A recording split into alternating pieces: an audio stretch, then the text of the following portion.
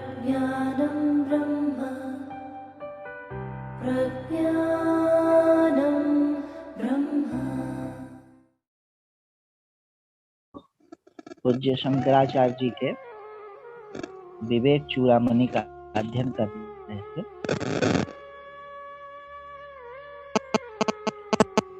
और इसमें हम लोग जीवन मुक्ति के लक्षण, इस पर हम लोग आ रहे हैं। और जीवन मुक्त के लक्षण में एक वेदांत का बहुत ही गंभीर विषय, जो कि वर्षों तक वेदांत सुनते सुनते समझ में आती भी है, नहीं भी आती, वह है कि क्या जीवन मुक्त को सुख और दुख होता है। अगर सुख होगा तो दुख भी होगा, दुख होगा तो सुख भी होगा। तो सुख हो इससे तो कोई आपत्ति नहीं, लेकिन दुख होगा तो फिर जीवन मुक्ति का क्या मतलब। और हम लोगों के वेदांत की या ईश्वर की या आत्मा की या परमात्मा की जो भी खोज है,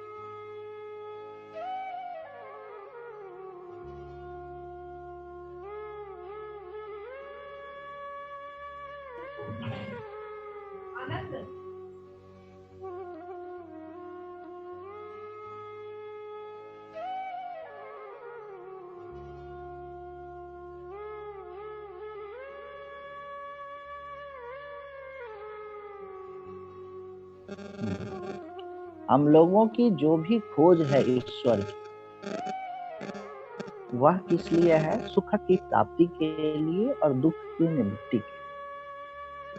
और अगर वेदांत के ज्ञान के बाद भी दुख बना रहे तो फिर उस ईश्वर का क्या मतलब है ना, और उस ब्रह्म का क्या मतलब। और सुख और दुख तो अंतःकरण के धर्म हैं।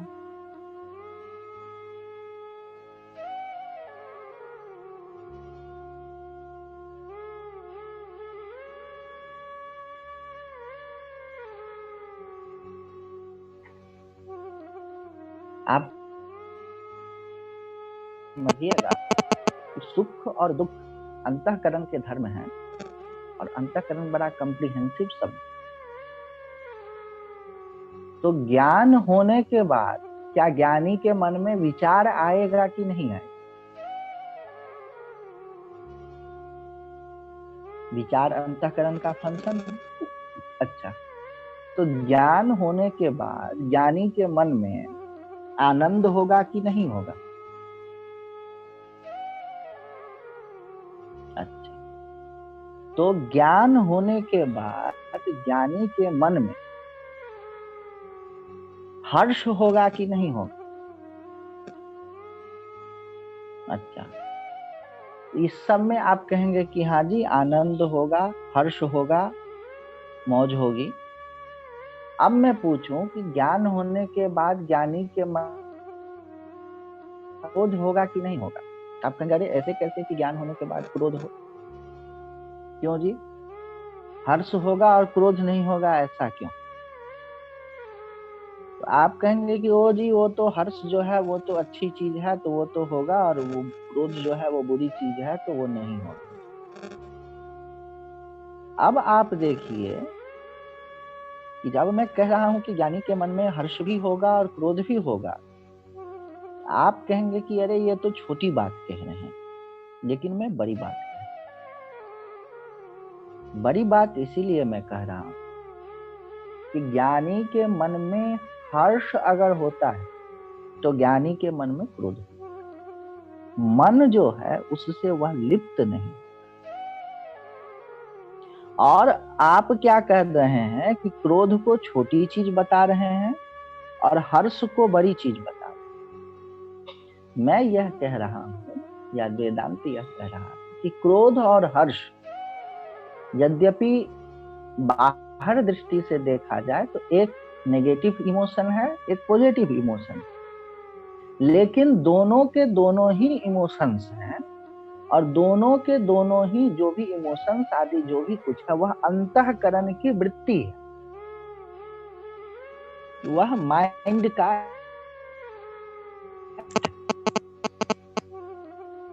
तो ज्ञानी का मन भी बना रहता है और ज्ञानी का शरीर भी बना रहता है। कब तक? जब तक उसका प्रारब्ध नाश न हो। प्रारब्ध नाश का मतलब मृत्यु। दोनों चीज ज्ञानी का बना रहता है, और उसके जो शेप साइज उसके पूर्व के हैं वह बनेगा, उससे वह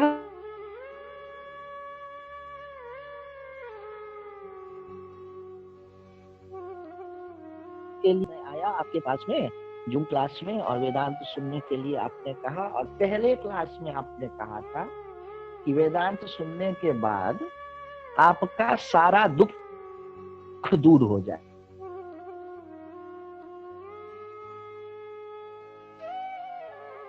ये बात आप ही नहीं उठाए, पहले भी उठाए। तो लोगों ने कहा, ये संस्कृत को बताता हूं, इस प्रश्न के जवाब में केवल आप ही नहीं कहे कि वेदांत सुनने से दुख दूर हो जाए, बाकी लोगों ने भी कहा है कि वेदांत सुनने से दुख दूर हो जाए। और बाद में पता चलता है कि सुख और दुख, सोचना विचारना, ईर्ष्या और द्वेष, हर्ष और क्रोध, ये सभी के सभी अंतःकरण के धर्म, और जिस तरह से मन शरीर के धर्म है कि कोई मोटा है कोई पतला है, तो वेदांत के ज्ञान के बाद मोटा आदमी पतला नहीं हो जाएगा, पतला आदमी मोटा नहीं हो जाएगा, मोटा मोटा ही रहे, पतला पतला ही रहे। उसी तरह से वेदांत के ज्ञान के बाद जिसके मन की जैसी वृत्ति, जिसका वात पित्त कफ जैसा है, जिसका क्रोध लोभ मोह का संस्कार है, वह सब के सब वैसे के वैसे तो ना रहे, ढीला पड़ जाए, लेकिन रहेंगे। इस बात को मानने के लिए बड़ी लंबी चौड़ी बहस हुई।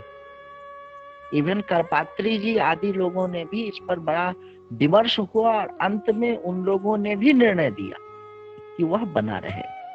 उसको खत्म करने का दूसरा उपाय, वह हावी नहीं होगा, उससे अगला टच्ड नहीं होगा, लेकिन बना रहे। तो बोले कि शुरू में आपने जो कहा कि क्रोध और दुख ज्ञानी का खत्म हो जाता है, और एग्जाम्पल देखा जाता है कि विवेकानंद जी को न आते थे नरेंद्र नाथ, तो रामकृष्ण दुखी हो जाते थे, और उनके आने से सुखी हो जाते। रमन महर्षि के जीवन में कई बार आया कि रोते थे ऐसे बैठकर। गांधी जी की जब हत्या हुई उस समय तो वो रोए हैं, ये तो बहुत एविडेंट, उसका बहुत सारा प्रमाण है, डॉक्यूमेंटेड और इस तरह से। तो क्या मामला क्या है? इसमें दो चीज बोलेंगे। वेदांत के जो गंभीरतम सिद्धांत वाले हैं हमारे गुरु जी, वो बोलते हैं कि शुरू में इसीलिए बोला जाता है कि दुख खत्म हो जाएगा। जैसे बच्चे को बोलते हैं ना, दवाई खा लो तो मिठाई दूंगा, इमम खादे मोदकम दास्याम इदम खादे मोदकम दास्याम। ये संस्कृत की मैं बात कर रहा हूँ, ये किसी ग्रंथ में उन लोगों ने विवेचन करके लिखा है कि ये कड़वी दवाई खा लो, लड्डू दूंगा है ना। उसी तरह से वेदांत में शुरुआत में कहा जाता है कि तुम्हारा सारा दुख खत्म। तो फिर बोले कि भाई जब जैसे के तैसा बना ही रहते हैं तो फिर क्या मतलब है उसका। इस पर मैं आप लोगों को एक कहानी सुनाता हूं कि क्या अंतर हो जाता है। अंतर तो होता ही, क्या अंतर होता है यह मैं आपको सुनाता हूं। यह चीज सुनने से हमको समझ में आ गया कि वेदांत क्या करना चाह रहा है। आप लोगों में से अधिकतर लोग जड़ भरत की कहानी सुने होंगे। जड़ भरत की कहानी क्या है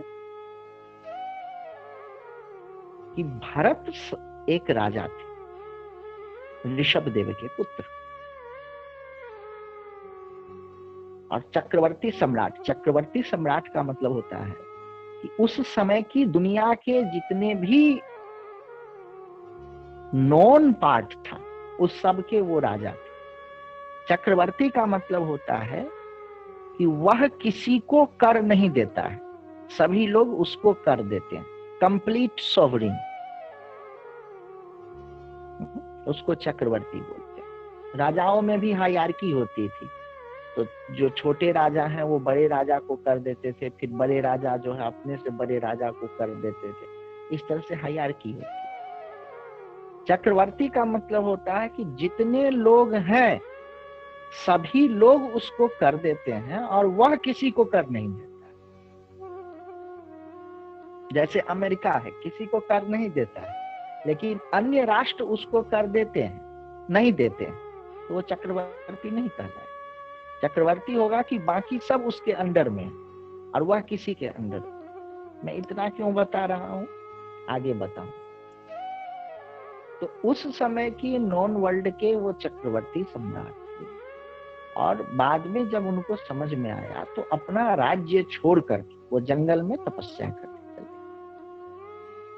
और मुक्ति की कामना से तपस्या करने, परमात्मा की प्राप्ति के लिए तपस्या करने, शक्ति बढ़ाने के लिए तपस्या नहीं करते। लेकिन अकेले चले गए, कोई गुरु नहीं था, जंगल में अकेले चले। अब समझिए मुश्किल क्या। इस बात को जो लोग अपने मनमुखी साधना करते हैं, इस बात को एज ए सीख लें। चक्रवर्ती सम्राट छोड़ करके चला गया जंगल, और वहां पर जंगल में एक शेर ने एक गर्भवती हिरनी पर अटैक किया। हिरनी शेर से बचने के लिए जंप की, हिरनी मर गई, और वो बच्चा जो है उसका वह गिर गया।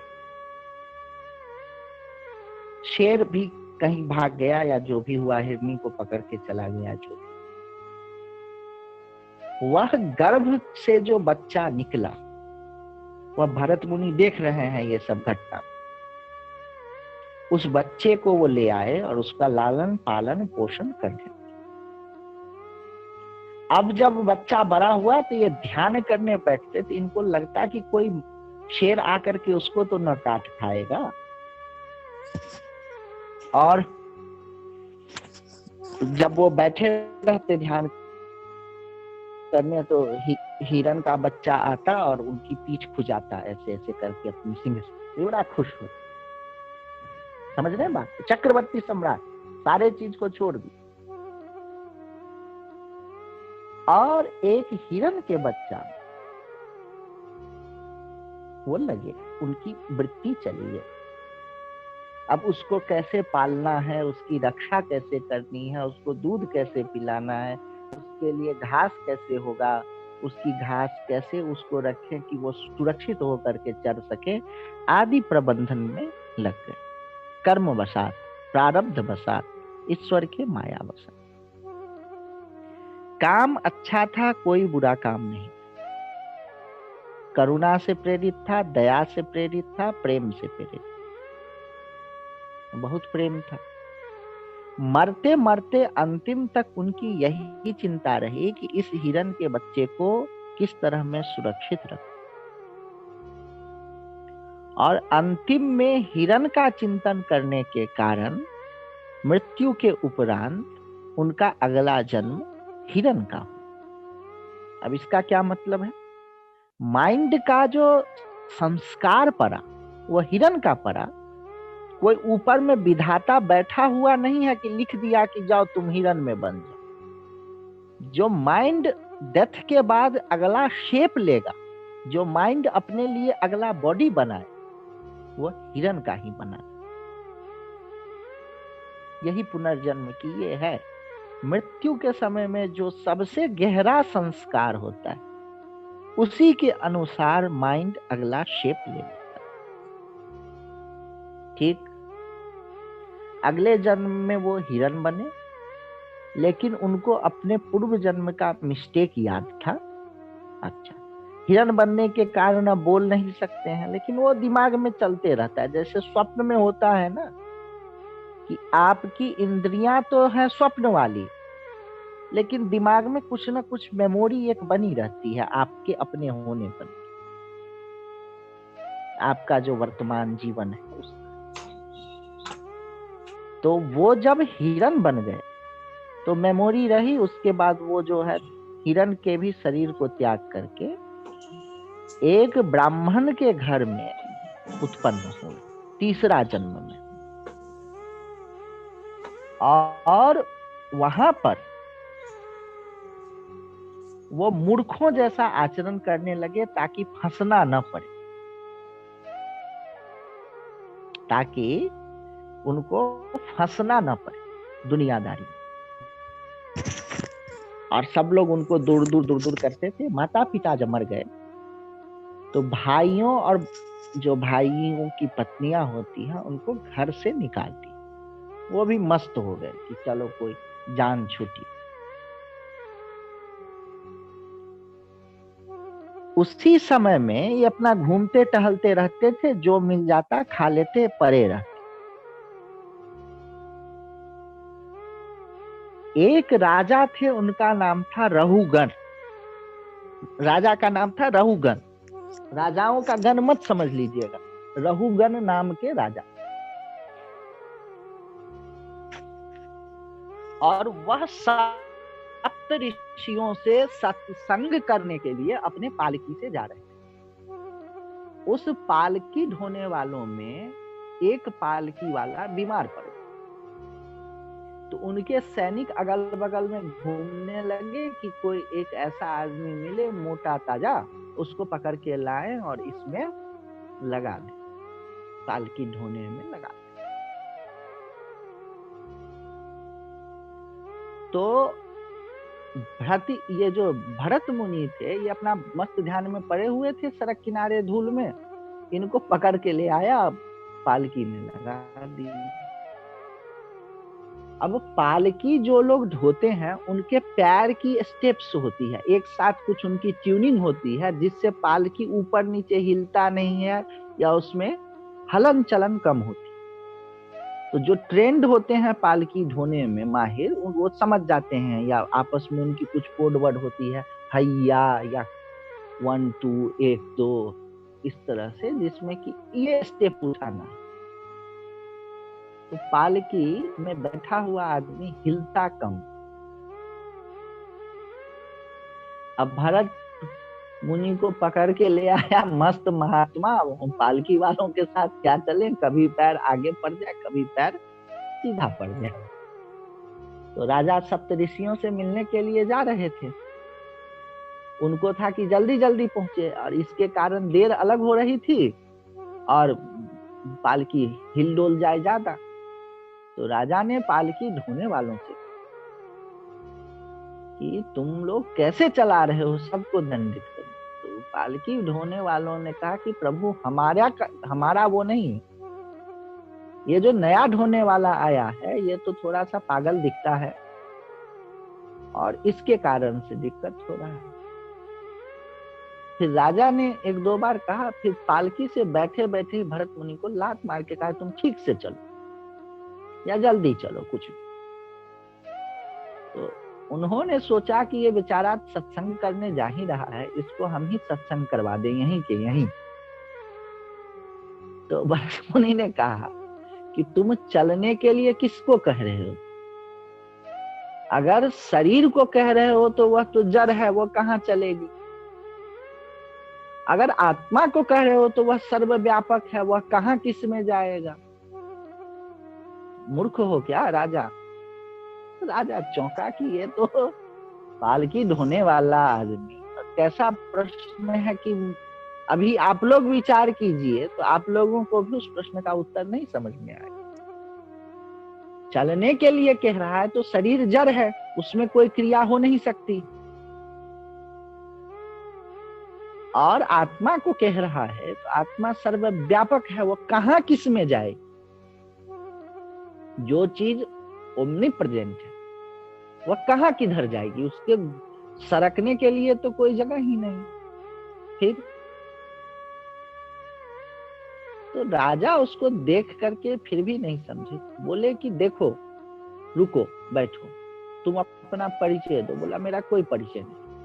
अब राजा की बुद्धि देखिए क्या कहते हैं। राजा कहते हैं कि तुम मोटे ताजे मालूम पड़ते हो हमें। प्रश्न देखिएगा। अच्छा, मोटा होने के लिए उस समय में एटलीस्ट भोजन की जब कमी थी या जो भी हो, गृहस्थ आश्रम में होना पड़ता है, तभी पर्याप्त और समयानुकूल भोजन मिलेगा। तो तुम गृहस्थी तो हमें दिखते नहीं हो, ऐसे घूमने वाले तो गृहस्थी के कोई लक्षण है नहीं। तो फिर तुम मोटा ताजा कैसे हो, यह बताओ। देखिए, आप कर रहे हैं बात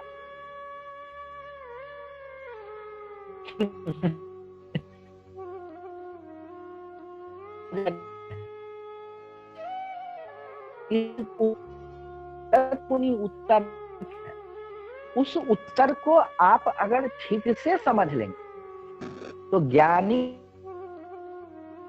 है कि नहीं होता है और दुख होता है तो कैसा होता है, वह सब आपको समझ में आ जाए। इसके उत्तर में भरत मुनि जो कहते हैं गजब का स्टेटमेंट है। ये कोई कोट वोट नहीं किया, हम पढ़ते पढ़ते देखे कि भाई क्या बात है, क्या बात है। भरत मुनि कहते हैं कि देखो राजा, अग्नि जलती है और अग्नि जो है चावल बनने की प्रकार है। अग्नि जलती है, अग्नि से क्या गर्म होता है, वह पतीला, वह बर्तन, वह पॉट।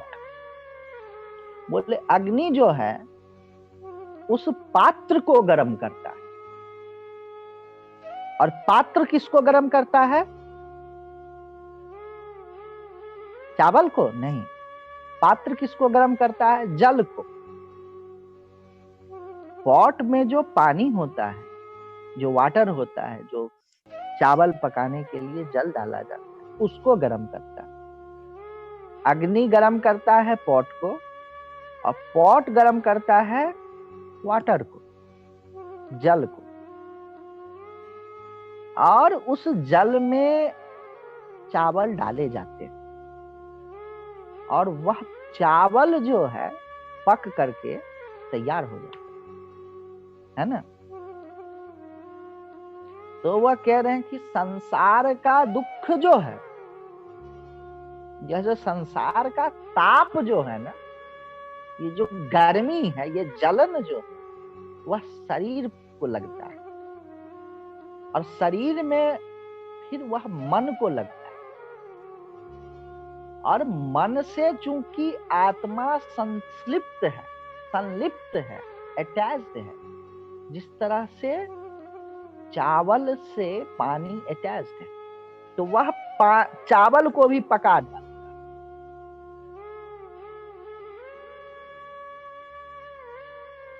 उसी जैसे संसार की गर्मी पॉट को, बर्तन को गर्म करती है, उसी तरह संसार की ये जो दुनियादारी का दुख है, वह किसको गर्म करता है, शरीर को, इंद्रियों को। और उसकी प्रोसेसिंग फिर पानी में होती है, मन में होती है। और मन में आत्मा अटैच्ड हो गई है एक तरह से। सी अध्यास असली नहीं है, नकली। तो वह आत्मा को भी दुखी कर डालता है और पूरा का पूरा सिस्टम दुखी होता है। वो फिर क्या कह रहे हैं कि मेरी जो चावल है वह पानी में है ही नहीं। गर्मी बर्तन को गर्म करे बर्तन पानी को गर्म करे, लेकिन मेरी चावल जो और पानी में पड़ा ही नहीं। मेरी चावल मतलब मेरी आत्मा, मेरा अंतरतम। इतना बढ़िया से भागवत में ये आया है, और जब जब हम इसको पढ़े और फिर उसको देखा तो एकदम से अंदर से कुछ क्लिक होता है। तो ज्ञानियों के जीवन में संसार है, शरीर है, मन है। नरेंद्र नाथ का 9 आना भी है। 9 आने के कारण जो मन में संवेग होता है वह भी, लेकिन जो अंतरतम की आइडेंटिटी है वह उस संवेग से निर्लिप्त। अब आप कहेंगे कि इस चीज को समझना इतना क्यों जरूरी है? वेदांत आप लाख पढ़ते रहे, शरीर से, दुनियादारी से, पद लोलुपता से, धन से, संपत्ति से, पुत्र से तो वैराग्य हो जाता है। मन से वैराग्य नहीं होता। मेरे मन में दुख न हो,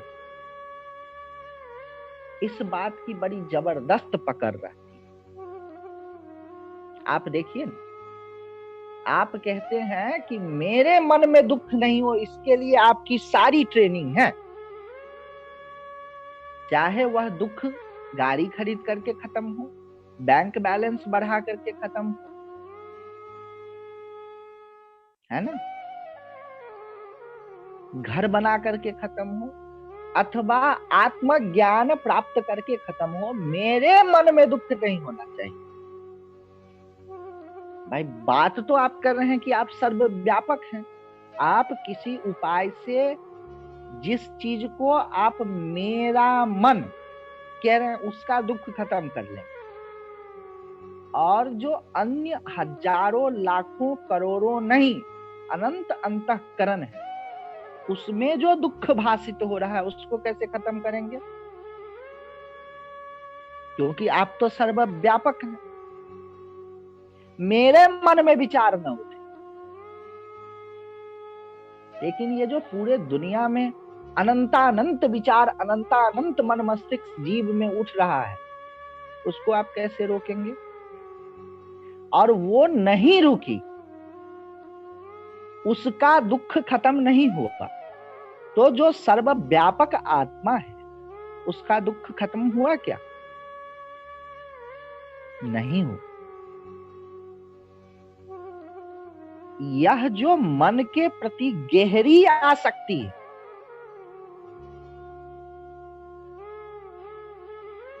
इस आसक्ति को अब तोड़ना, ये क्या है ना, सेल्फ किलिंग, सुसाइड है। और ये ऐसी भयावह चीज है जिसमें बड़े बड़े योगी भी थरथरा जाते हैं। योगिनो बिभ्यति यस्मान अभये भय दर्शी। आपको जब तक कहा जाए कि आप शरीर नहीं, आप मान लेते हैं, मन ही मन ऊपर ऊपर से मान लेते हैं। लेकिन जब आपको कहा जाता है कि आप मन भी नहीं है और मन में उठने वाले संवेग संवेदना भी नहीं है, तो वस्तुतः आप नहीं मानने के लिए तैयार हैं। बोले क्यों? बोले आप जो कुछ भी हैं, आपकी जो भी आइडेंटिटी बनी हुई है, वह सारा चीज मन से डिफाइन हो रहा है। और जब आपको कहा जाता है कि आप मन नहीं है, तो आत्मनाश का भय लगता है। आत्मनाश का भय का मतलब अपना स्वयं का नाश का डर लगने लगता है। ये शंकराचार्य जी के गुरु जी ने कहा है, गौड़पादाचार्य, आत्मनाश का भय, अपनी पूरी की पूरी आइडेंटिटी ही बहने लगी। तो यह जो आग्रह है कि ज्ञानी को दुख नहीं होता, यह एक स्थिर है। ज्ञानी का एक छोटा सा अंतःकरण है, उसमें दुख नहीं होता है। और ज्ञानी की आइडेंटिटी सर्वव्यापक अनंत अनंत ब्रह्मांडों में जो घुमा हुआ है वह आत्मा है। अब आप कह रहे हैं कि ज्ञानी को दुख नहीं होता, तो कितने हिस्से में ज्ञानी को दुख नहीं होता? ज्ञानी तो पूरा व्यापक है, सब में समाया हुआ। उसके एक छोटा सा पार्ट में दुख या सुख या कोई विचार की तरंग उठी और चली गई, क्या फर्क पड़ता? इस बात को आप जितने जल्दी समझेंगे उतना आप वेदांत के एक और स्टेप में समझ जाएंगे। अगर इस बात को नहीं समझेंगे तो भी ठीक ही है, कोई नुकसान नहीं है, लेकिन फिर तब यह मान के चलना चाहिए कि ज्ञानी को दुख नहीं है। क्योंकि जिस चीज को दुख और सुख कह रहे हैं वो बहुत ही तुच्छ चीज है, छोटी चीज है ज्ञानी की दृष्टि। एक 450 ग्राम का ब्रेन, उसमें एक कोई सेंसेशन हुआ दुख एक किसी हिस्से में,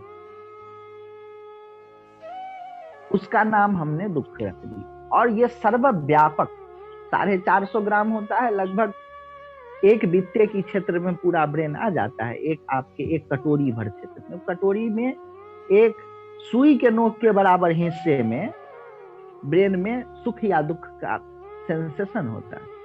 उस सेंसेशन के लेकर के जो सर्वव्यापक पूरे ब्रह्मांड का जो बेस है, पूरे ब्रह्मांड को जो धारण किए हुए है, उस तत्व को आप नेग्लेक्ट कर देंगे, बेवकूफी है। जो परमात्मा है। हाँ आदित्य, एक छोटे सा मन में ख्याल आ रहा है जी कि राजाश्री विश्वामित्र, हाँ, जब वो एक मोहिनी अप्सरा या जो भी थे उससे मोहित हो गए थे, तो ये वो एक छोटी सी तरंग ही थी उनके, मतलब कि ज्ञान के, जो सर्वव्यापक ज्ञान के एक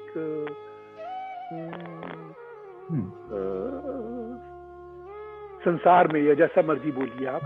हाँ। तो ये तरंग ही थी, आप ये समझ रहे हैं। और एक किस्म से लीला थी, लीला थी जो प्रभु की लीला। तो क्या थी? नहीं, वो तो उनकी कमजोरी थी उस समय। कमजोरी थी, पर वो ज्ञानी तो थे उस समय नहीं। अच्छा, ठीक है। हाँ, हम लोग अपने दोषों को रेशनलाइज नहीं करेंगे इन चीजों के द्वारा। सही बोले। हाँ। लेकिन हमको जब तत्व का निर्णय हो तो हम अपने प्री डिसाइडेड जो नोशंस हैं उसको भी नहीं लाने दें। जो हम लोगों के एक नोशन है ना कि ज्ञानी ऐसा होता है वैसा होता है, वो तत्व निर्णय में बाधा न पड़े। लेकिन वह चीज जो है हमारे अपने जो एक होता है ना रेशनलाइज करने के लिए चीजों को, वो भी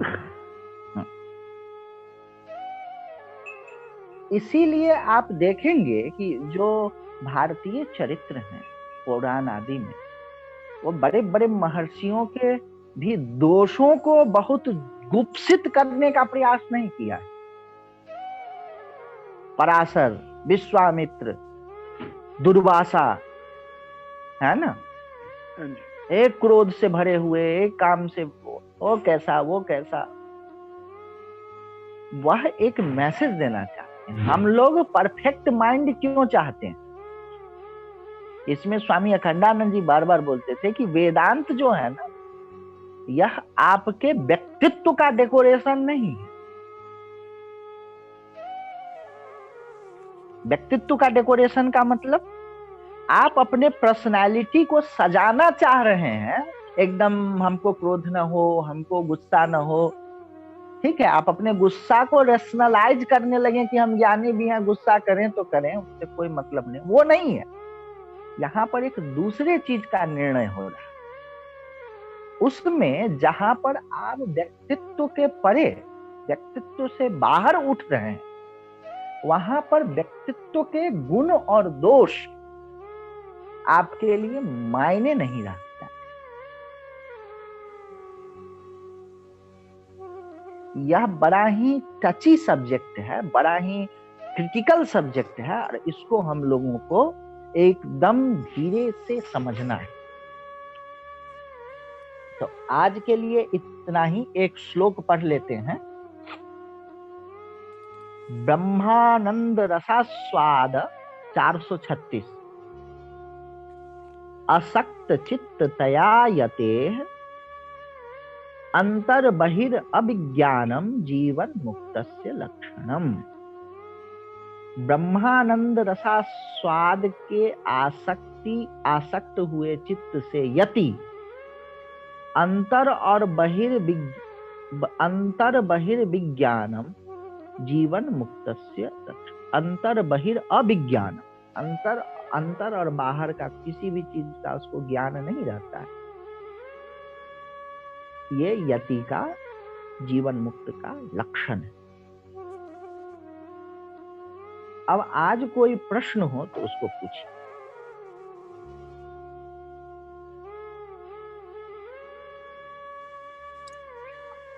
आदित्य जी, जी आज के क्लास से रिलेटेड नहीं है, पर अगर आप परमिशन दें और रिकॉर्डिंग ऑफ कर दें तो मैं पूछना चाहती हूँ। रिकॉर्डिंग ऑफ कर ही दे क्या, या ऑन रहे, आई डोंट नो, कभी वेबसाइट में आ जाता है तो इसके लिए था। हाँ कोई नहीं, अगर ऑफ करना होगा तो कर देंगे, तो फिर आगे का प्रश्न का रिकॉर्डिंग नहीं हो पाएगा। अच्छा। ये पॉज कर सकते हैं, रिकॉर्डिंग पॉज कर दें तो और भी बेहतर रहेगा।